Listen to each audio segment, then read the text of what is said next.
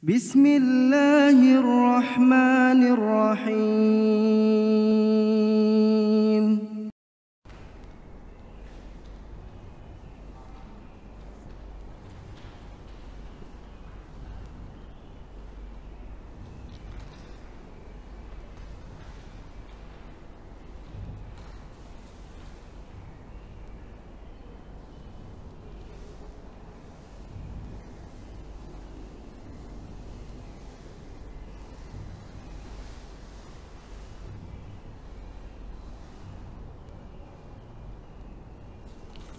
Assalamualaikum warahmatullahi wabarakatuh. Bismillah walhamdulillah wassalatu wassalamu ala rasulillah Muhammad ibn Abdullah wa ala alihi wa sahbihi wa man tabi'ahu wa nasarahu wa wala la hawla wa la quwwata illa billah amma ba'd. Allahumma la sahla illa ma ja'altahu sahla wa anta tad'al sa'ba illa sita sahla wal 'aqibatu lil muttaqin wa la udwana illa 'alal zalimin. Rabbi shrah li sadri wa yassir li amri wahlul 'uqdatam min lisani yafqahu qawli.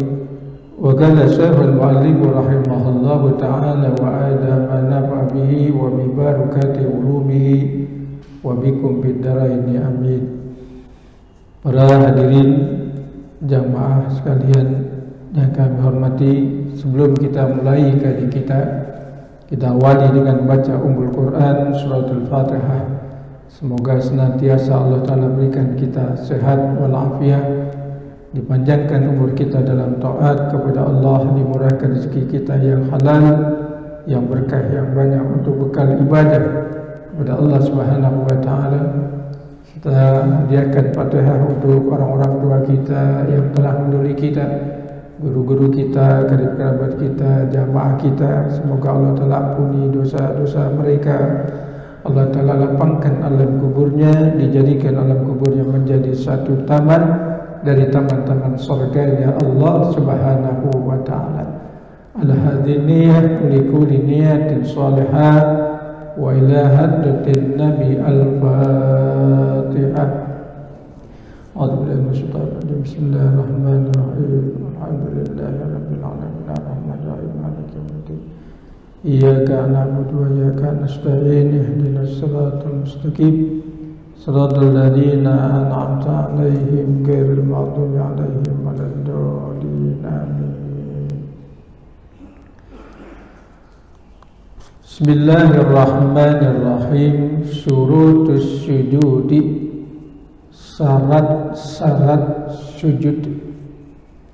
Sujud adalah merupakan salah satu daripada rukun-rukun salat, dan sujud termasuk daripada rukun fi'liyah.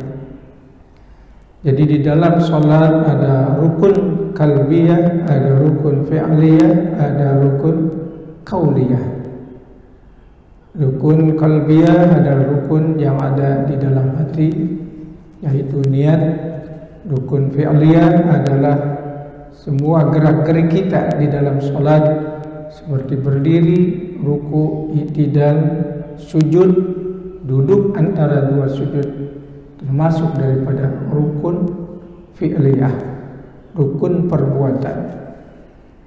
Dan rukun qauliyah adalah ucapan yang kita baca di dalam sholat, seperti takbiratul ihram, baca Fatihah, tasyahud akhir, salam pertama, itu merupakan daripada rukun-rukun sholat. Sujud termasuk daripada rukun fi'liyah. Seseorang yang tidak sujud di dalam solatnya sudah pasti tidak sah melakukan ibadah solat. As-sujudu lughatan at-taqamunu wal mailu. Apakah yang dinamakan dengan sujud? Sujud menurut bahasa ialah membungkukkan punggung dan condong. Tunduk dan khuduk, merendah dan cenderung. Ini yang dinamakan dengan sujud menurut bahasanya. Jurud menurut istilah adalah meletakkan sebagian kening yang terbuka atas tanah. Ini yang dinamakan dengan sujud. Artinya terbuka kening kita, dahi kita. Kemudian kita letakkan pada tanah. Itu yang dinamakan dengan sujud.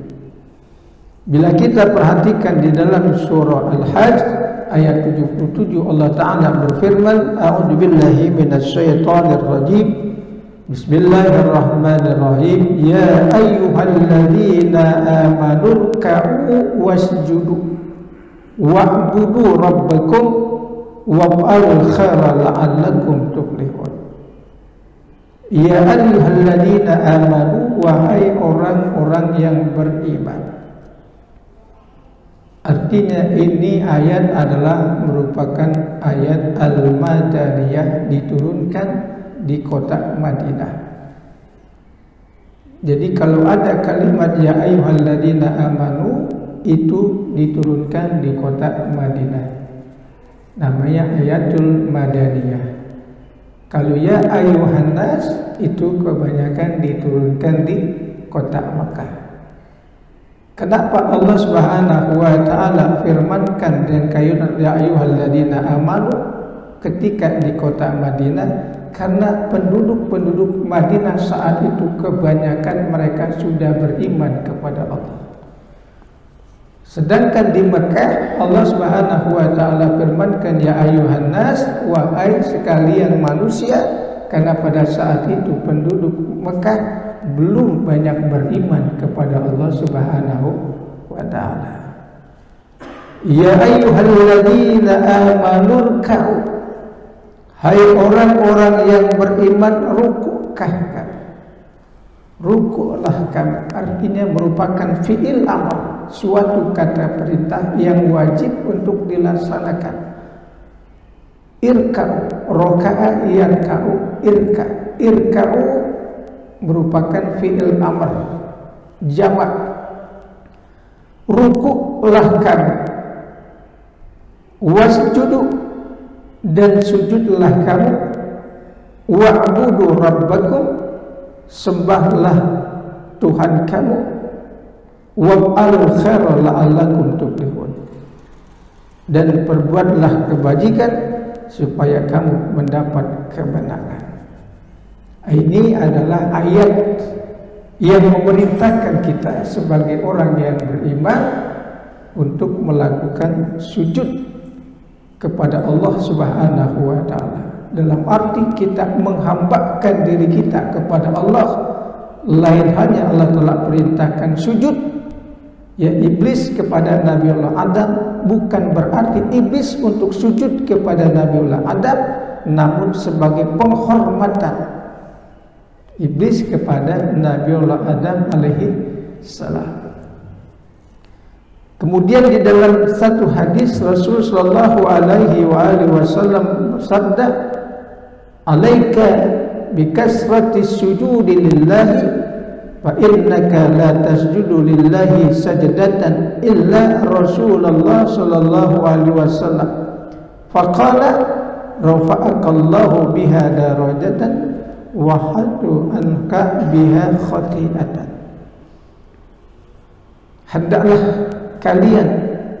Hendaklah kamu memperbanyak sujud. Boleh diartikan sujud adalah merupakan solat, karena inti daripada solat adalah sujud dan ruku. Intinya sujudlah kalian, perbanyaklah kalian akan sujud kepada Allah Subhanahu wa taala. Fa innaka la tasjudu lillahi sajdatan, karena permintaan memperbanyak sujud karena Allah Subhanahu wa taala, melainkan Allah. Jadi sujud karena Allah, bukan karena kita sujud dengan yang lainnya, tetapi kita sujud kepada Allah Subhanahu wa taala. Meninggal Allah dengan sujud itu dapat meninggikan derajat kita dan juga menghapuskan daripada dosa-dosa kita. Jadi kenikmatan di dalam sholat sebetulnya sujud. Sampai Rasul Shallallahu Alaihi Wasallam sujud itu hingga mencapai seperti orang membaca surah Al-Baqarah. Subhanallah, sujudnya naik. Kalau kita sujudnya seperti kadang-kadang terlalu cepat sujud. Ya, jadi sedang. Kalau Nabi kalau sholat sendiri sujudnya subhanallah tidak terukur sujudnya. Dengan sujud yang kita lakukan ketika kita melakukan ibadah sholat. Karena sujud adalah merupakan penghambaan seorang hamba kepada Khaliqnya Allah Subhanahu wa ta'ala. Syurutus sujudi sab'atun, syarat-syarat sujud itu ada 7 macam. Yang pertama, ayyasjuda ala sab'ati a'dha, bahwa ia harus bersujud di atas 7 anggota. Jadi ada 7 anggota di dalam sujud. Yang pertama dahi kita. Jadi yang dinamakan dahi itu adalah dari pelipis ke pelipis itu disebut panjang. Ini pelipis dengan pelipis ini disebut panjang, dahi. Dari ujung rambut sampai ujung tumbuhnya alis ini disebut lebar. Itu namanya anggota sujud kita. Dari ujung rambut ke ujung tumbuhnya alis ini disebut lebar. Dari pelipis ke pelipis ini disebut panjang. Ini batas daripada anggota sujud. Di bawah daripada itu, di samping daripada ini adalah disebut kening. Ya, kening. Jadi itu daripada wilayah sujud. Ya, seperti muka. Muka itu dari telinga ke telinga itu disebut muka, panjang. Dari ujung rambut ke ujung dagu itu dinamakan lebar. Ini panjang, nih lebar. Jadi dahi, ya kalau kita sebut adalah jidat kata orang yang kasarnya, itu dari ujung rambut ke ujung tumbuhnya alis disebut lebar. Dari pelipis ke pelipis itu disebut panjang. Itulah wilayah tempat yang dinamakan dengan dahi. Ya, jadi di sini bahwa ia harus bersujud atas 7 anggota. Dahi kita, 2 telapak tangan kita, ya, kemudian 2 lutut kita, dan 2 jari-jari kaki kita. Itu termasuk anggota sujud. Oleh karenanya ketika kita sujud jangan kita lempengkan itu daripada ya jari kaki kita tekuk dikit, itu namanya anggota sujud. Oh, saya orangnya gemuk nggak bisa ini nempel yang kena aja, bisa 2-3 jari kita nempel di lantai itu atau kita tekuk, jangan begini. Ini namanya kita meninggalkan anggota sujud. Sujudnya nggak sah kita. Kalau kita luruskan ini, kita punya kaki kita ketika sujud, makanya kita agak ditekuk. Nah, ini termasuk daripada anggota sujud. Jadi kalau salah satu daripada anggota sujud itu tidak terpenuhi, maka tidak sah kita melakukan sujudnya. Wa an takuna jab'atuhu maksubatan. Yang kedua harus ada dahinya terbuka. Ya, kita tidak boleh sehelai rambut pun menghalangi anggota sujud. Atau istilahnya kita ada selendang. Orang bilang ini sorban.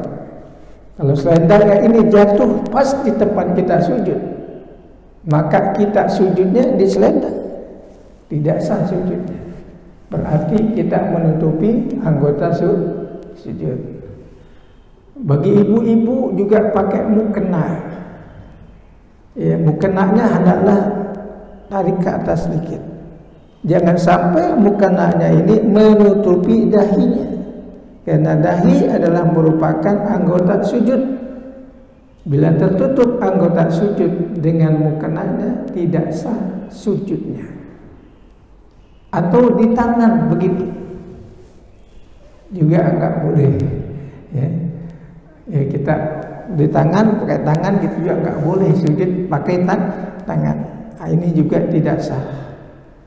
Kenapa kita tidak boleh, ya, seperti ini kita bawa rambut kita? Karena sesuatu yang kita bawa di dalam sholat menghalangi anggota sujud kita, berarti tidak sah kita melakukan sujud. Lain halnya seperti sejadah. Sejadah kita tidak bawa bergerak ketika kita sholat, ya, di lantai kita tidak pakai bergerak ketika kita sholat. Tapi ketika kita sholat bergerak, yang kita bawa adalah rambut kita, sorban kita, mukena ibu-ibu dipakai ketika dia sholat, dia bergerak. Maka semua yang dipakai di waktu dia sholat dalam kemudian dia bergerak dapat menghalangi anggota sujud, yaitu dahi. Jadi tidak boleh seseorang memakai terhalang anggota sujud dengan sesuatu yang bergerak di dalam sholat. Pakai selampe, selampe kita taruh begini, juga nggak boleh. Kecuali kita taruh, kita nggak bawa. Tapi kalau kita bawa, ketika kita mau sujud, selampe kita gelar, sujud di selampe, itu nggak boleh. Namanya menghalangi anggota sujud kita. Jadi sini adalah wa antakuna jam'atuhu maksufatan, harus ada dahinya itu terbuka. Wa tahamulu bi ra'sihi, yang ketiga menekan dengan kepalanya. Jadi kita tekan sedikit kepala kita, bukan seluruh anggota kita, namun hanya kepala kita yang kita tekan. Ya, itu adalah termasuk daripada anggota sujud kita. Wa adamil huwiyi li ghairihi. Kemudian yang keempat, tidak ada turunnya karena selain daripada sujud. Sujud kita hanya memperhambakan diri kita kepada Allah. Orang-orang sujud ada yang lutut lebih dahulu, ada yang tangan lebih dahulu. Ya, ini jangan dipersoalin yang gini. Dua-duanya sudah dilakukan oleh Nabi kita Muhammad Sallallahu Alaihi Wasallam, baik oleh sahabat Nabi yang bernama Wail bin Hujr ataupun oleh Abu Hurairah. Ya, dan Nabi ketika akan akhir hayatnya, dia memegang ingin sujud, turun dengan tangannya dahulu karena dia menekankan daripada tubuhnya. Ya, kemudian kita pakai sujud pakai lutut dahulu juga nggak apa-apa. Jadi yang penting adalah sujudnya, bukan turunnya. Yang menjadi rukun di dalam sholat adalah sujudnya kita sholat. Ya, wa adamil huwiyi li ghairihi. Jadi tidak ada turunnya karena kita sujud selain sujud kepada Allah Subhanahu wa taala. Wa alla yasjuda ala syai'in yataharraku biharakatihi. Yang kelima, bahwa dia tidak sujud atas sesuatu yang bisa bergerak, sesuatu dengan sebab bergeraknya. Artinya ketika kita sholat kita pakai sesuatu yang bergerak. Jadi tidak boleh sujud di sesuatu yang bergerak ketika kita sholat, baik sorban, kayak sulampe, rambut. Makanya rambut kita, ya, itu mesti pakai. Kenapa kita mesti pakai kopiah, pakai peci, agar supaya rambut ini tidak menghalangi anggota sujud kita. Lain halnya dengan rambut yang istilahnya uzur. Ada halangan, seperti ada orang yang tumbuh rambutnya di sini ada. Ya, ada orang tumbuhnya di sini, namanya halangan, uzur. Atau dia sakit pakai perban. Karena kalau nggak pakai perban, lukanya bakal parah, nggak bisa dipakai sujud. Maka pakai perban. diikat perban karena luka yang parah. Nah, itu namanya terhalang oleh perban karena dalam keadaan darurat. Nah, itu adalah diperbolehkan. Wa irtifa'u asafilihi ala alihi. Dan yang keenam, mengangkatkan badan bagian bawahnya ke atas badan bagian atasnya. Jadi dalam arti bagian yang bawah kita angkat, bagian atas kita rendahkan. Kepala ya itu bagian atas, maka pinggul kita bagian bawah, meninggikan bagian yang bawah, merendahkan bagian yang atas. Nah, itu ketika kita melakukan ibadah sujud, jangan seperti kita anjing gitu. Ya, sujudnya kalau kita lihat imam-imam kita itu bagus dalam sujud, merendahkan dia punya kepalanya dan meninggikan dia punya punggungnya. Itu yang dinamakan dengan sujud.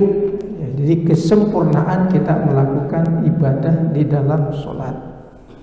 Yang ketujuh adalah wa tuma'ninatu fihi, tuma'ninah di dalam sholat. Artinya tuma'ninah diam di dalam sholat. Karena kata Rasul, banyak umatku mencuri di dalam sholat. Para sahabat bertanya, kok ada orang mencuri di dalam sholat ya Rasulullah? Ada. Orang ketika dalam sholat tidak tuma'ninah dia di dalam sholat, berarti dia mencuri di dalam sholat. Jadi tuma'ninah kita isi dengan kalimat tasbih. Ketika ruku kita membaca subhana rabbiyal azim wa bihamdi. Ketika sujud kita membaca subhana rabbiyal a'la wa bihamdi. Boleh nggak kita tukar? Kita ruku kita baca subhana rabbiyal a'la wa bihamdi. Pas sujud kita baca subhana rabbiyal azim wa bihamdi. Boleh nggak kita tukar kira-kira? Sama-sama tasbih. Ini enggak boleh karena ada asbabul nurud. Jadi ketika Allah Subhanahu wa taala turunkan surah Al-Waqiah itu ada kalimat fasabbih bismi rabbikal azim. Fasabbih bismi rabbikal azim.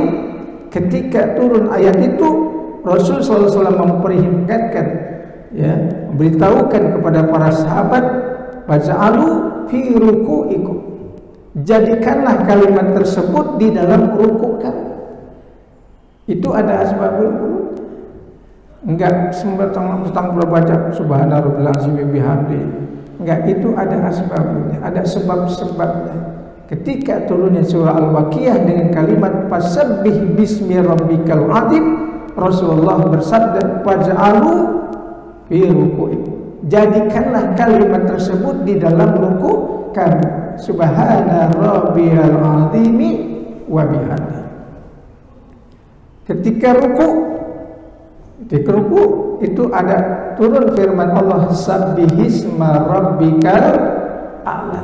Rasulullah bersabda faj'alu fi sujudikum, jadikanlah kalimat tersebut di dalam sujud kamu.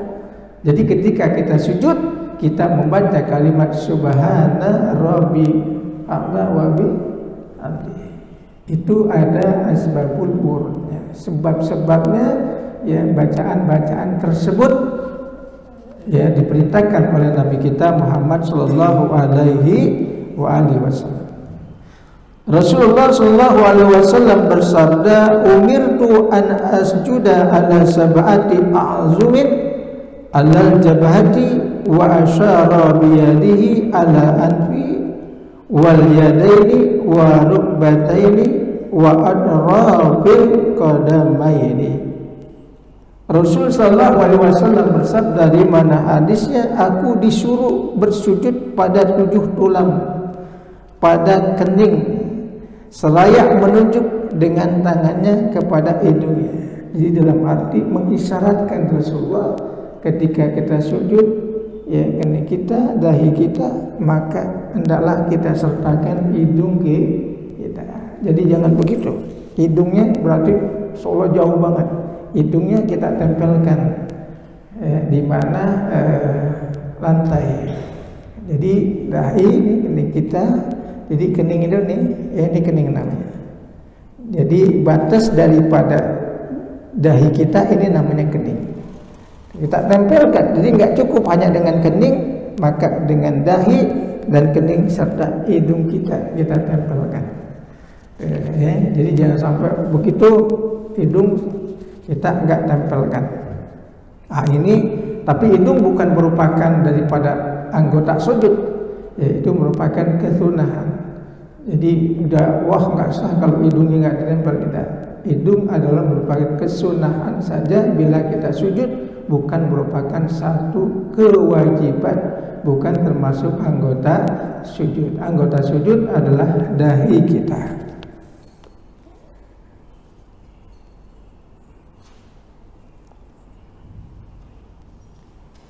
Aku disuruh bersujud pada 7 tulang pada kening, seraya menunjuk dengan tangannya kepada hidungnya. 2 tangan termasuk daripada anggota sujud. 2 lutut dan ujung-ujung kaki, yaitu jari-jari kita, itu termasuk anggota sujud. Bila kita letakkan 1 atau 2 saja, kita sudah memenuhi. Enggak mesti semuanya ini kan. Jadi ujung daripada kaki kita itu termasuk anggota sujud. Terdapat beberapa hadis yang dijadikan dasar mengenai tata cara sujud solat perempuan ini. Di antaranya ada hadis riwayat Imam Al-Baihaqi dari Yazid bin Abi Habib. Dia berkata, anna Rasulullah sallallahu alaihi wasallam marra ala imra'ataini tusalliyani faqala idza sajadtuma fadumma ba'dal lahmi ila al-ardi fa inna mar'ata laysat bidzalika karrajuli. Rasulullah bersabda, sesungguhnya Rasul sallallahu alaihi wasallam melewat 2 perempuan yang lagi salat.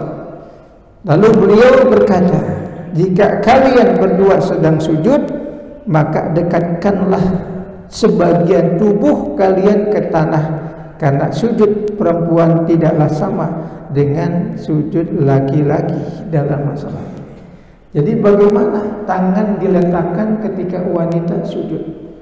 Bagaimana tangan diletakkan ketika laki-laki sujud? Beda, enggak sama.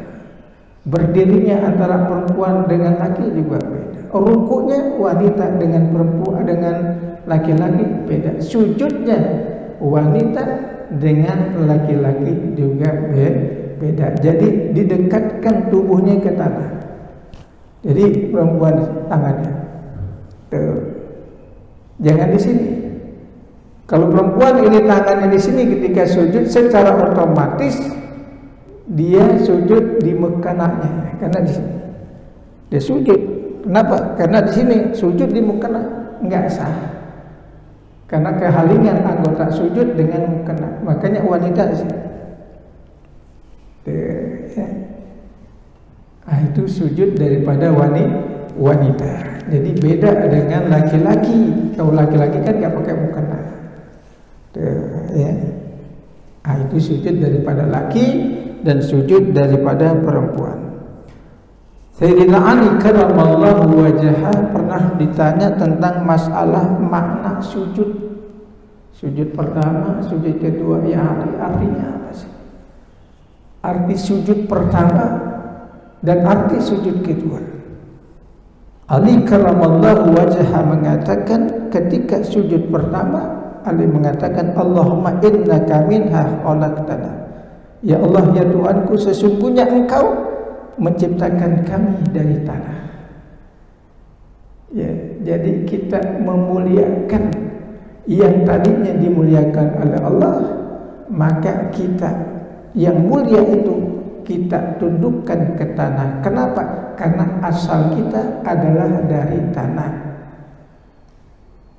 Allahumma innaka minha khalaqtana. Ya Allah, ya Tuhanku, sesungguhnya Engkau jadikan kami ini dari tanah.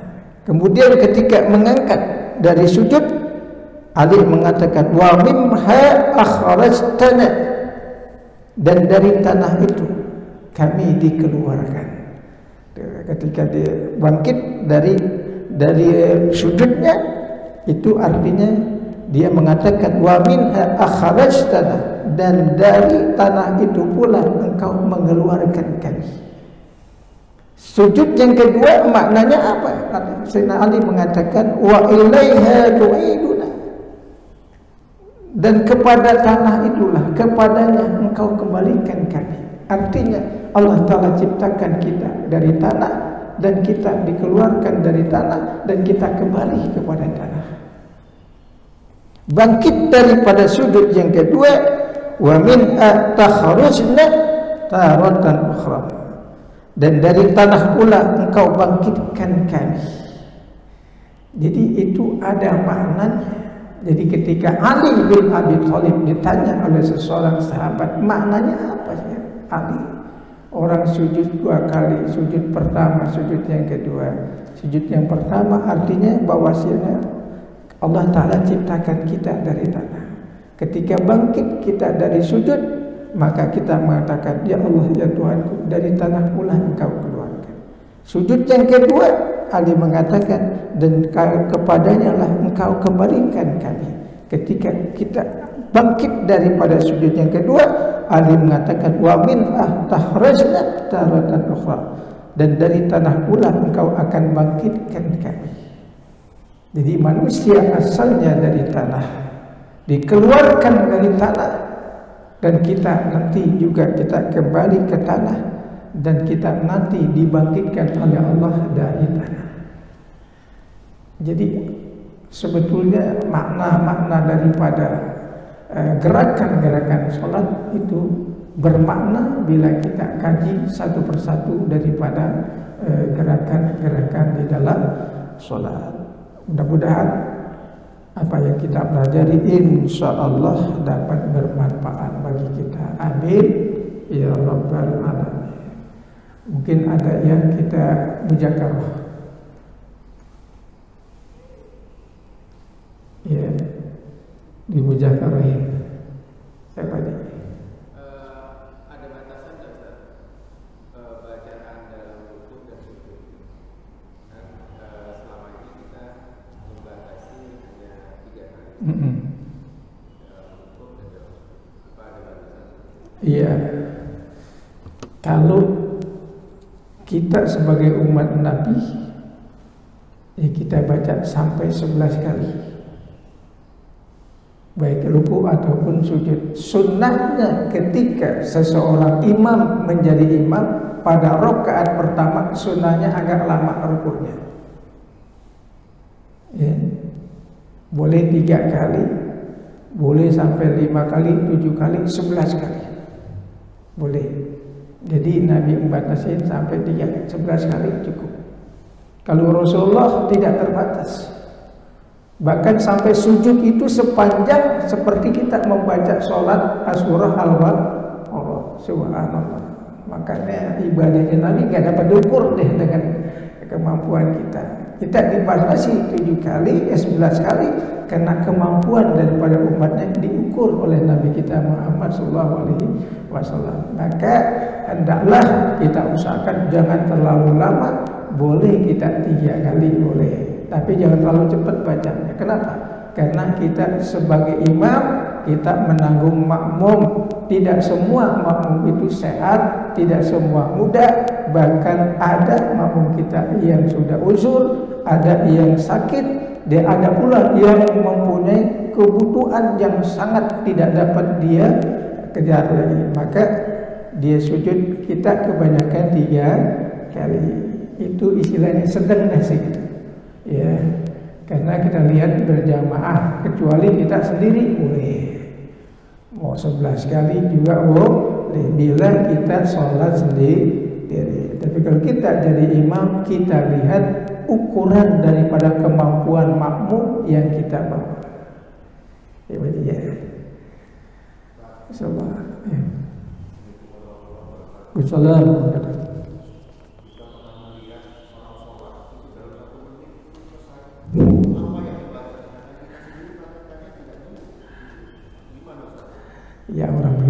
kita lihat itu dijelas nggak bakal diterima sholatnya.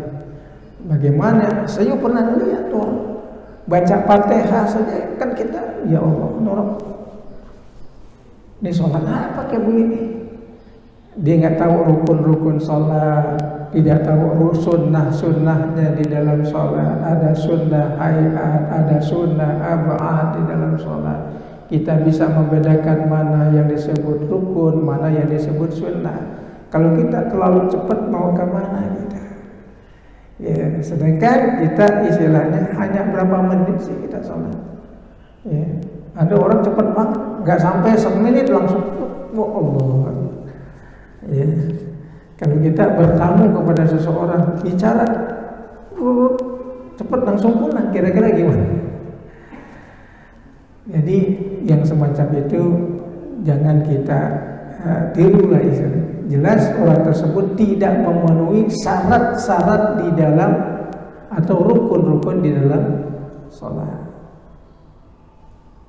Ya, istilahnya masalah sujud, insyaallah kita dapat mengetahui pagi. Assalamualaikum.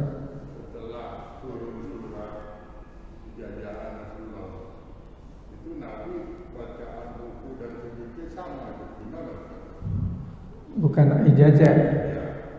Ini apa namanya? Sabihis dan al-waqiah.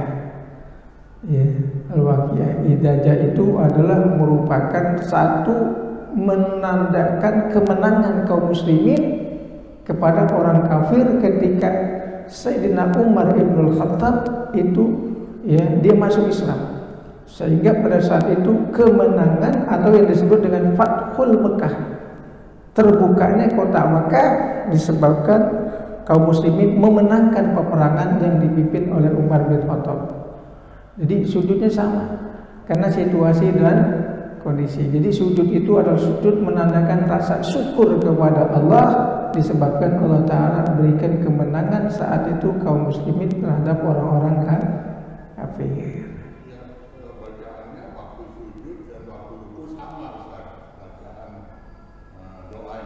Baca doanya. Itu waktu itu belum turunnya surah antara Al-Waqiah dengan surah apa namanya Sabisma Rabbikal A'la. Ketika turunnya itu maka Allah Ta'ala Rasulullah SAW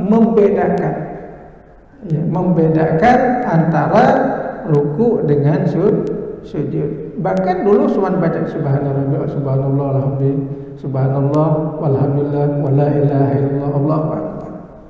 Jadi belum Rasulullah SAW menerima daripada firman Allah tersebut. Jadi apa yang dibaca ketika ruku dan apa yang dibaca ketika sujud bacanya sama oleh dia.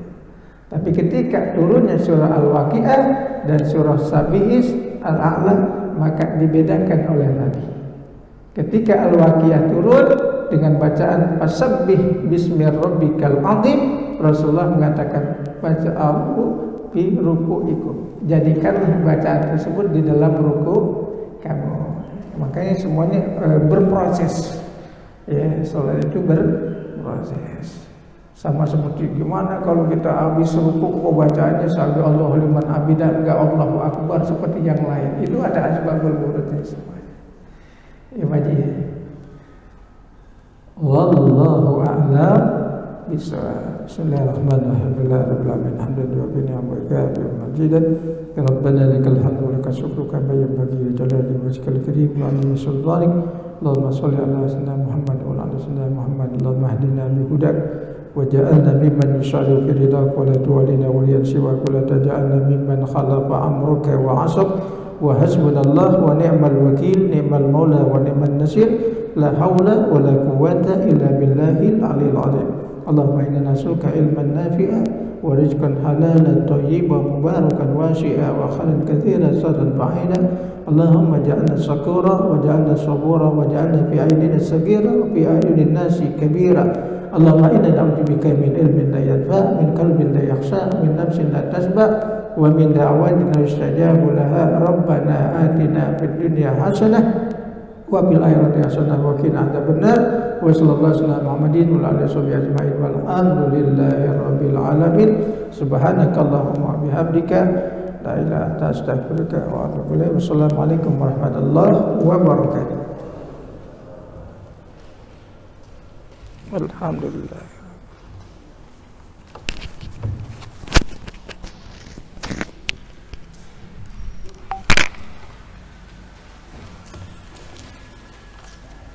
فبأي آلاء